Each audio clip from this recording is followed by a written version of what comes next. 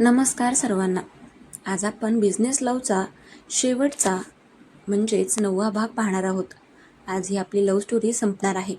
चला तर मग आजचा हा गोड शेवटचा भाग पाहूया.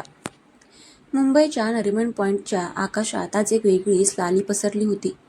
अरबी समुद्राच्या लाटा आज किनाऱ्यावर शांतपणे आदळत नव्हत्या, तर त्या जणू एखाद्या विजयाचा जयघोष करत गर्जना करत होत्या. सकाळी 6 वाजले होते.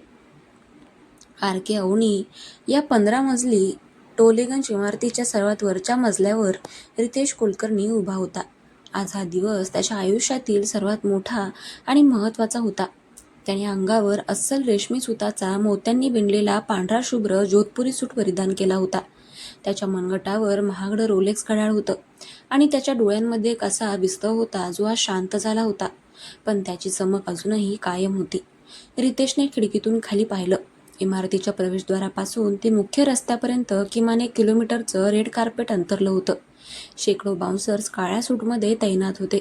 फुलांच्या सजावटीसाठी थेट हॉलंडवरून ट्युलिप्स आणि ऑर्किड्स मागवण्यात आले होते. संपूर्ण इमारतीला फुलांच्या माळांनी असं सजवलं होतं की जणू एखादं नववधू नटून उभी आहे. रितेशने एक दीर्घ श्वास घेतला. त्याला आठवला तो दिवस जेव्हा त्याच्या वडिलांना विनायकरावांना गुन्हेगार ठरवून बाहेर काढण्यात आलं होतं.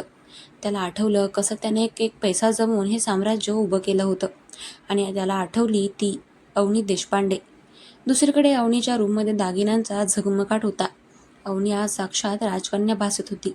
तिने लग्नासाठी डार्क रॉयल ब्ल्यू रंगाची नऊवारी पैठणी निवडली होती, ज्यावर सोन्याच्या तारांनी विणलेले बॉर्डर आणि पदरावरती जणू जिवंत वाटणारे मोर होते.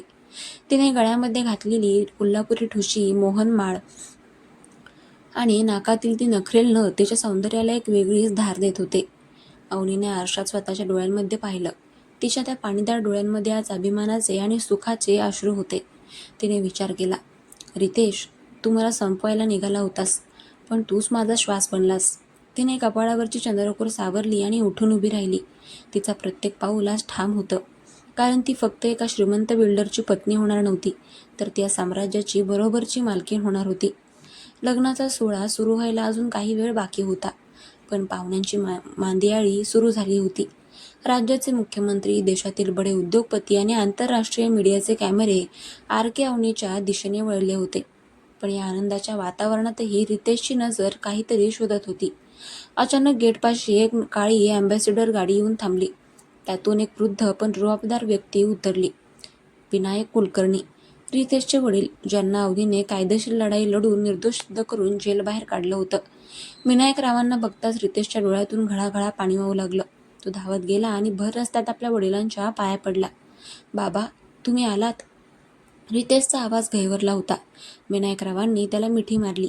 रितेश, आज तू फक्त इमारत उभी केली नाहीस, तर तू माझं नावही स्वच्छ केलंस. आणि या मुलीने, अवनीने, तिने मला माझं आयुष्य परत दिले. तिचा हात कधी सोडू नकोस. रितेशने मान डोलावली. आज त्याच्या आयुष्यातील शेवटची कमतरताही भरून निघाली होती. मुहूर्ताची वेळ झाली. वाद्यांचा गजर इतका प्रचंड होता की जणू पूर्ण मुंबई दुमदुमली होती. रितेश जेव्हा लग्नाच्या स्टेजवर आला तेव्हा त्याचा तो डॅशिंग अवतार बघून लोकांच्या नजरा खिळल्या. आणि मग आली अवनी. फुलांच्या चादरीखाली चालत येणारी अवनी तिच्या सौंदर्याचं आणि रुबाबाचं वर्णन करायला शब्द अपुरे पडत होते. रितेशने स्टेजवरून खाली उतरून तिचा हात धरला. त्यांच्या नजरा एकमेकांमध्ये गुंतल्या. त्या नजरेत गेल्या वर्षभराचा संघर्ष, विक्रम म्हात्रेचे कारस्थान, धोंडीबाच्या धमक्या आणि त्यांच्यातील ते सुरुवातीचा तिरस्कार, सगळं काही विरघळून गेलं होतं. गुरुजींनी मंत्रोच्चार सुरू केले. अग्नी पेटवण्यात आला. सप्तपदीचे 7 फेरे सुरू झाले.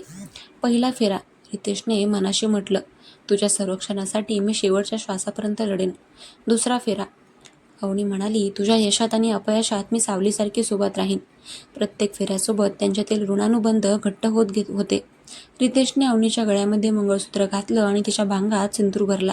आणि त्याच क्षणी आकाशात फटाक्यांची अशी रोषणाई झाली की जणू दिवसाचा उजेडच पडला होता. पण खरा डॅशिंग धमाका लग्नानंतर झाला. रितेशने माईक हातात घेतला आणि समोरच्या गर्दीला उद्देशून तो बोलू लागला. त्याचा आवाज एखाद्या सिंहगर्जनेसारखा घुमला. मित्रांनो, आजचा हा दिवस फक्त माझ्या विवाहाचा नाहीये. आजचा हा दिवस सत्याच्या विजयाचा आहे. विक्रम म्हात्रे आणि धोंडीबा म्हात्रेला वाटलं होतं की ते आम्हाला संपवतील, पण आज ते जेलमध्ये सडत आहेत आणि आम्ही इथे आहोत.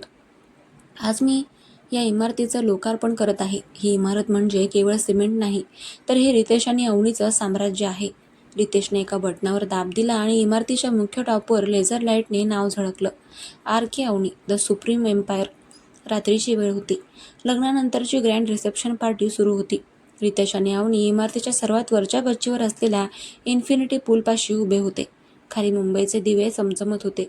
जणू पृथ्वीवरच चांदण्या उतरल्या होत्या. गार वारा सुटला होता. रितेशने मागून अवनीला मिठी मारली. काय वाटतंय अवनी? आपण जिंकलो ना? अवनीने मागे वळून रितेशच्या डोळ्यांमध्ये पाहिलं आणि त्याच्या गळ्यात हात टाकले. आपण फक्त जिंकलो नाही आहोत रितेश, आपण इतिहास रचला आहे. ज्या ठिकाणी आपण एकमेकांचे जीव घ्यायला निघालो होतो, त्याच ठिकाणी आज आपण एक जीव झालो आहोत. रितेशने हळू सिसेवट आपल्या ओठांनी टिपले. तो क्षण त्यांच्या आयुष्यातील सर्वात मोठा आणि पवित्र क्षण होता. बाहेर पत्रकारांच्या कॅमेऱ्यांचे फ्लॅश चमकत होते, पण आतमध्ये दोन जिद्दी मनांची एक शांत आणि सुंदर प्रेमकथा पूर्णत्वास पोहोचली होती.